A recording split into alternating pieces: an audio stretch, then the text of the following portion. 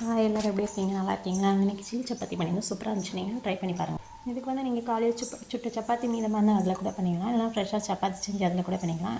சப்பாத்தி குட்டி குட்டி பீசஸை கட் பண்ணிக்கோங்க. நான் டைமண்ட் ஷேப்பில் கட் பண்ணியிருக்கேன். உங்களுக்கு எந்த ஷேப்பில் வேணுமோ அந்த ஷேப்பில் கட் பண்ணிக்கோங்க. அப்புறமா ஒரு கடாயில் கொஞ்சமாக எண்ணெய் விட்டு அதில் 1 டீஸ்பூன் மிளகாத்தூள் போட்டு சப்பாத்தி துண்டுகளை ஃப்ரை பண்ணி எடுத்துக்கோங்க. அப்புறம் இன்னொரு கடாயில் எண்ணெய் விட்டு அதில் கொஞ்சமாக பெருஞ்சீரகம் சேர்த்து அதை நல்லா பொரிஞ்சதுக்கப்புறமா உங்கள்கிட்ட கருவேப்பிலை இருந்தால் சேர்த்துக்கோங்க. என்கிட்ட அந்த டைமில் கருவேப்பிலெலாம் நான் சேர்க்கலை. அப்புறமா 3 பெரிய வெங்காயத்தை குட்டியாக கட் பண்ணி அதையும் சேர்த்துக்கோங்க.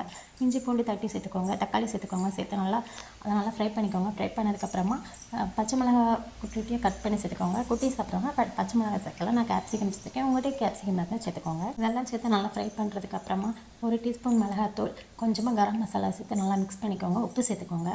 உப்பு சேர்த்து நல்லா மிக்ஸ் பண்ணதுக்கப்புறமா ஒரு 1/4 டம்ளர் தண்ணி சேர்த்து வேக வச்சுக்கோங்க. தண்ணி நல்லா வற்றினதுக்கப்புறமா நம்ம கொஞ்சமாக சில்லி சாஸும் கொஞ்சமாக தக்காளி சாஸும் இதில் சேர்த்துக்கோங்க. அதுக்கப்புறமா நம்ம ஃப்ரை பண்ணி வச்சுருக்க சப்பாத்தி இதில் போட்டு கிளறிக்கோங்க. நான் அதில் 4 முட்டை சேர்த்துருக்கேன். உங்களுக்கு முட்டை வேணால் சேர்த்துக்கோங்க, இல்லைனா ஸ்கிப் பண்ணிக்கோங்க. முட்டையில் உப்பு போட்டு கலக்கி வச்சுருக்கேன். அதையும் இது கூட சேர்த்துட்டு ஒரு 5 மினிட்ஸ் லோ ஃப்ளேம்லேயே வச்சு இதை கிளறி விடுங்க. முட்டை நல்லா சப்பாத்தி கூட சேர்ந்து ட்ரை ஆனதுக்கப்புறமா அது கூட கொத்தமல்லி தழை தூவி இறக்கிக்கோங்க. அவ்வளோதாங்க, டேஸ்டியாக சில்லி சப்பாத்தி ரெடி ஆகிடும். சாப்பிட்டு பார்த்துட்டு டேஸ்ட் எப்படி இருக்குன்னு